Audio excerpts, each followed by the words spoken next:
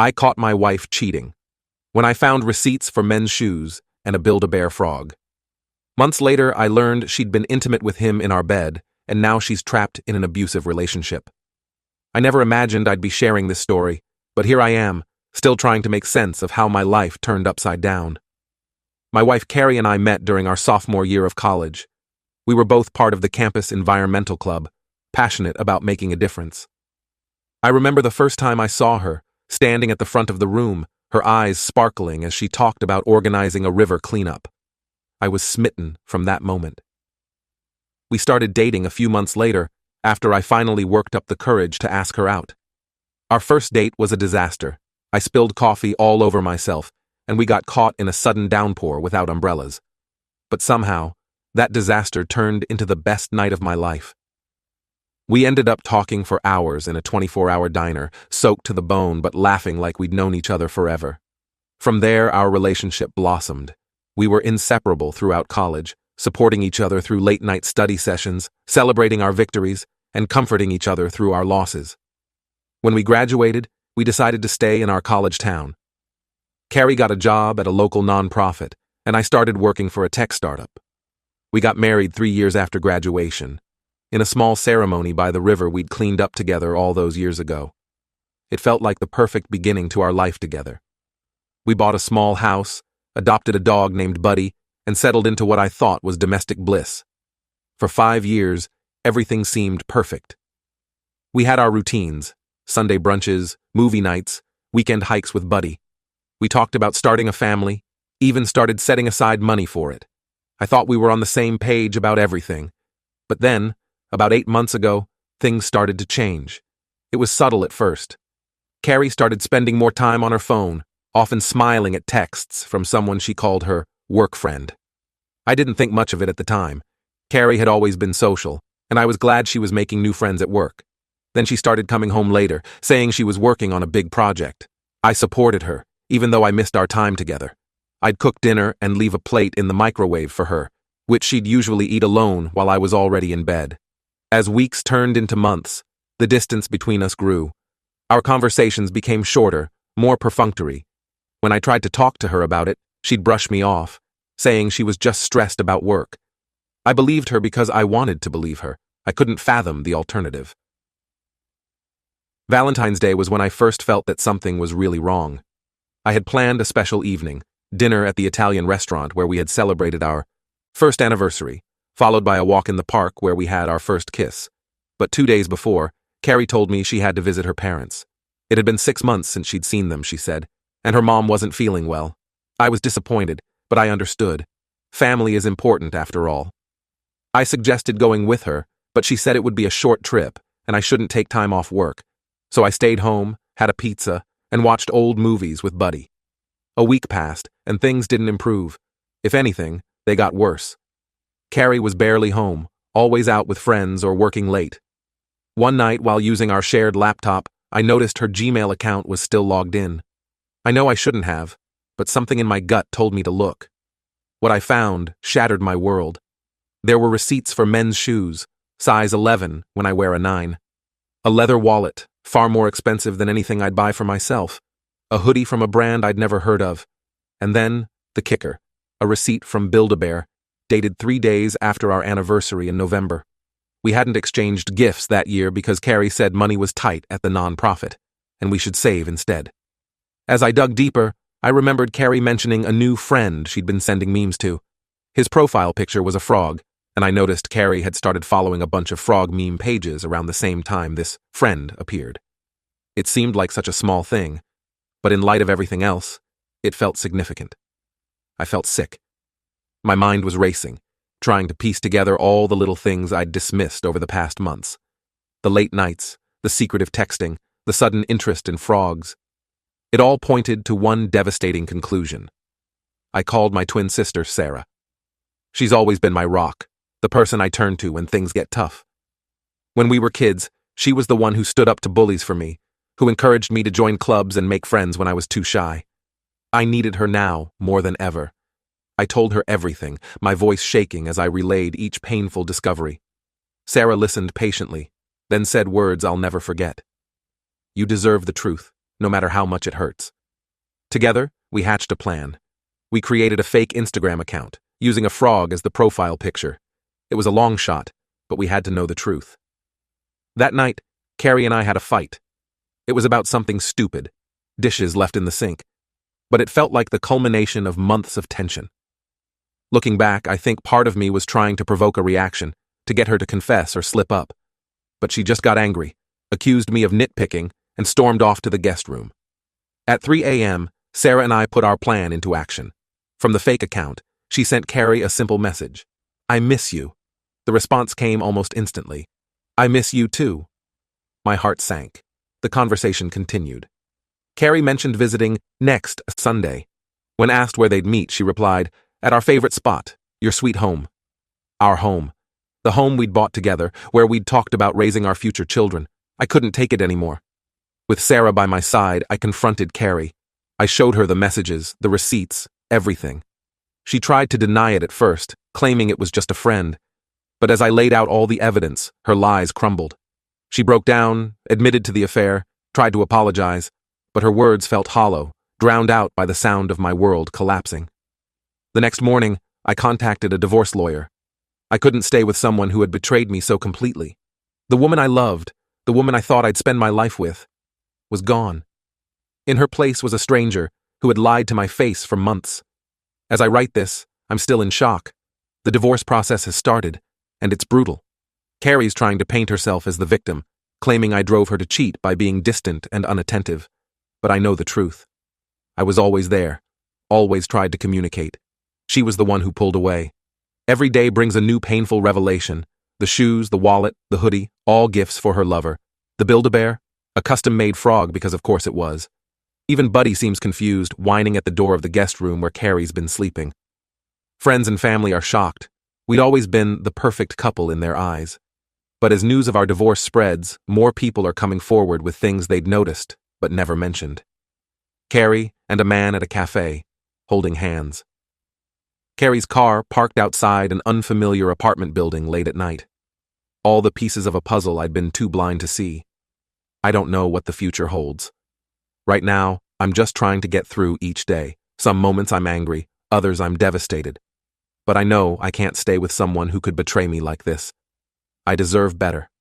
I deserve honesty, loyalty, and love. Buddy and I are staying with Sarah for now.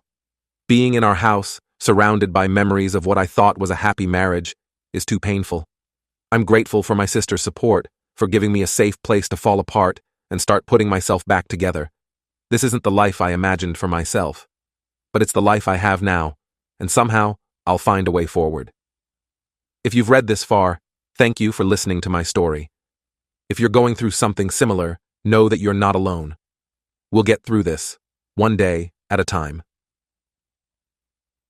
First update. It's been 6 months since my last post, and a lot has changed.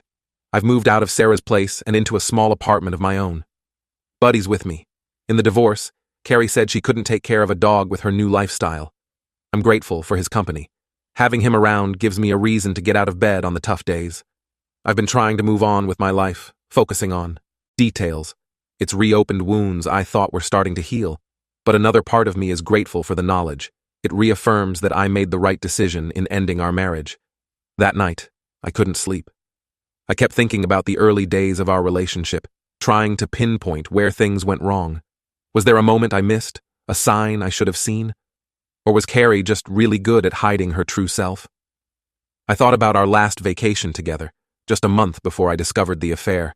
We'd gone to the beach, spent lazy days sunbathing and evenings walking along the shore. Carrie had seemed happy, relaxed.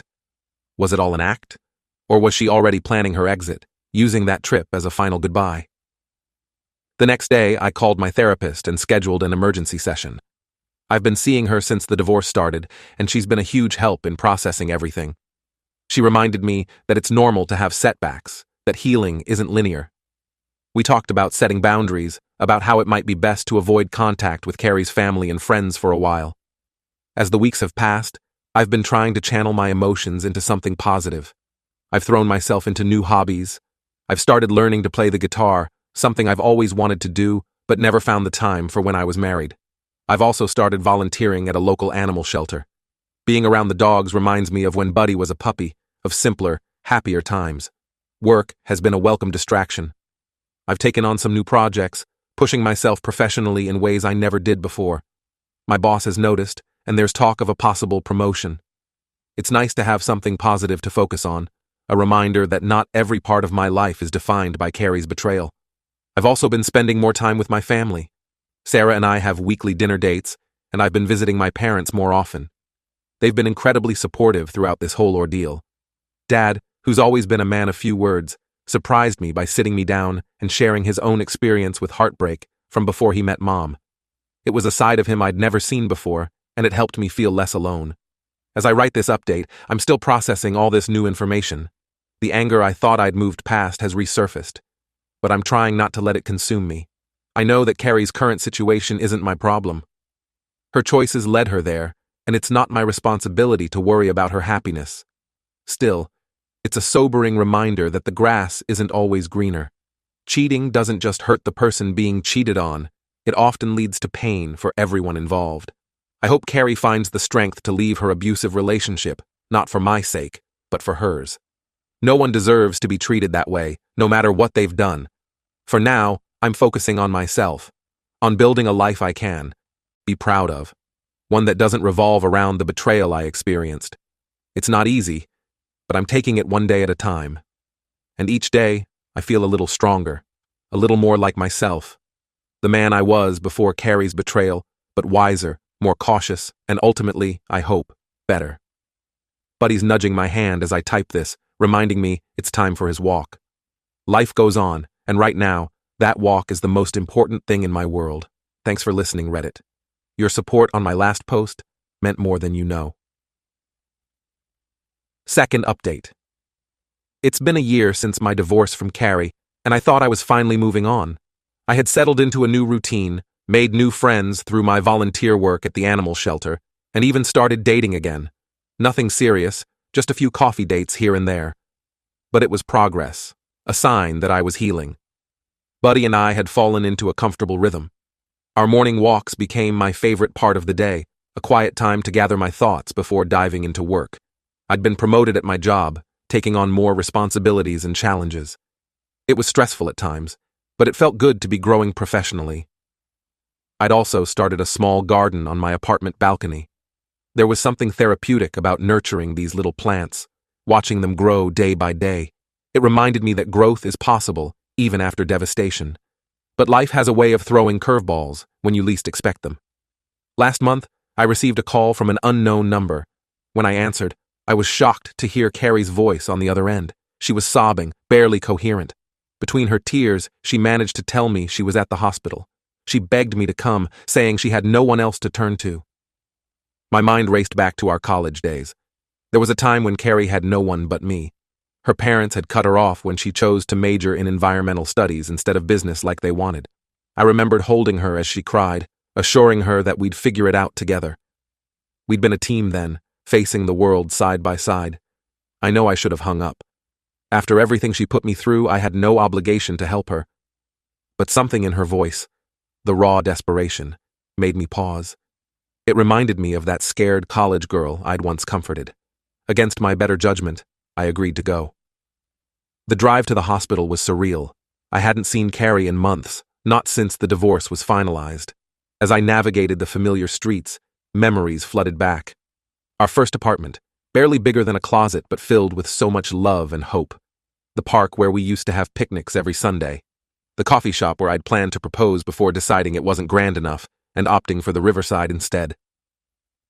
When I arrived at the hospital, I found Carrie in the emergency room. The sight of her made my stomach lurch. She had a black eye, a split lip, and was cradling her arm. My heart sank as I realized what must have happened. Frog Boy, it seemed, had escalated from emotional abuse to physical violence. As we waited for the doctor, Carrie broke down and told me everything. Her relationship with Frog Boy had become increasingly controlling and abusive. He monitored her phone, isolated her from friends and family, and frequently berated her. This wasn't the first time he had hit her, but it was the worst. I listened in stunned silence. Part of me wanted to say, "I told you so." to remind her that she had brought this on herself by cheating. But seeing her so broken, so vulnerable, I couldn't bring myself to twist the knife. Instead, I found myself holding her hand as she cried, just like I had all those years ago in our dorm room. The doctor confirmed that Carrie had a fractured wrist in addition to her other injuries. She would need to stay overnight for observation due to a mild concussion. When the nurse asked if there was anyone who could stay with her, Carrie looked at me with pleading eyes. I nodded, more out of habit than anything else.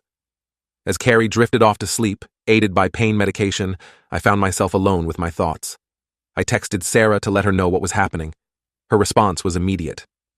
"Are you sure you want to get involved?" I wasn't sure, but I also knew I couldn't just walk away. I thought about how different our lives had become. A year ago, I would have given anything to have Carrie need me like this. Now, it just felt complicated. I cared about her well-being, yes, but the love I once felt had been replaced by a dull ache, a reminder of what could have been. The night passed slowly. I dozed off in the uncomfortable hospital chair, waking every time a nurse came to check on Carrie. In those quiet hours, I found myself reflecting on our history. I thought about our college days, when we'd stay up all night talking about our dreams. How we were going to change the world, one river cleanup at a time. I remembered the day I proposed, how her eyes lit up as I got down on one knee by the riverbank. I recalled the countless small moments that had made up our life together. Lazy Sunday mornings, inside jokes, the way she'd scrunch her nose when she laughed. But I also remembered the pain of the past year, the sleepless nights, the anger, the overwhelming sense of betrayal. The way my trust had been shattered, not just in Carrie, but in my own judgment. How could I have been so blind? As morning broke, Carrie woke up. She looked small and fragile in the hospital bed, a far cry from the confident woman I had married. When the doctor came in to discuss her discharge, Carrie asked if she could stay with me for a few days. She had nowhere else to go, she said. Her family had cut her off after the cheating scandal, and she had no close friends left. I was torn. On one hand, I wanted to help someone in need, the part of me that had fallen in. Love with Carrie all those years ago, couldn't bear to see her suffer. On the other hand, I was afraid of getting sucked back into Carrie's drama.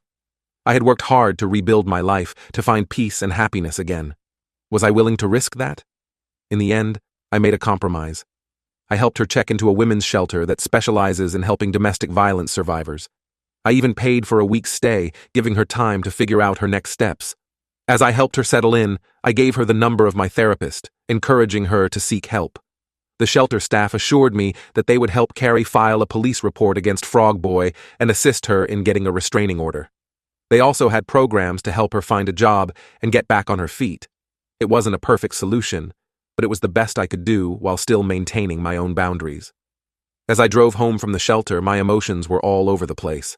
I felt angry at Frog Boy for his abuse, at Carrie for putting herself in this situation, and at myself for still caring enough to help. I felt sad for the life we could have had if she hadn't cheated. And I felt a strange sense of closure.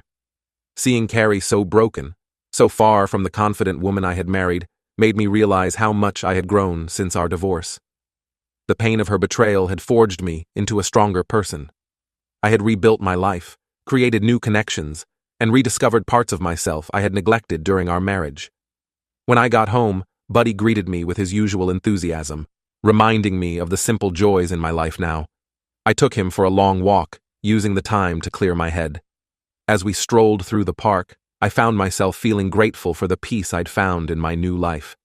That evening, as I tended to my balcony garden, I realized something. In helping Carrie, I wasn't reopening old wounds or harboring hopes of reconciliation. Instead, I was acting from a place of compassion, extending kindness to another human being in need, regardless of our history. It felt like a sign of how far I'd come, that I could face my past without being consumed by it. I don't know what the future holds for Carrie. I hope she gets the help she needs and finds a way to break the cycle of abusive relationships. But I know that her path and mine have diverged for good. As for me, I'm looking forward. I have a date next week with someone I met at the animal shelter. I'm not rushing into anything, but I'm open to the possibility of finding love again. I'm planning a camping trip with Sarah next month, something we've been talking about doing since we were kids. Life is unpredictable, full of twists and turns I never could have anticipated. But I'm learning to navigate these changes, to find strength in the face of adversity. Whatever comes next, I know I can handle it. After all, I've survived the worst already. Everything from here on out is just another step forward.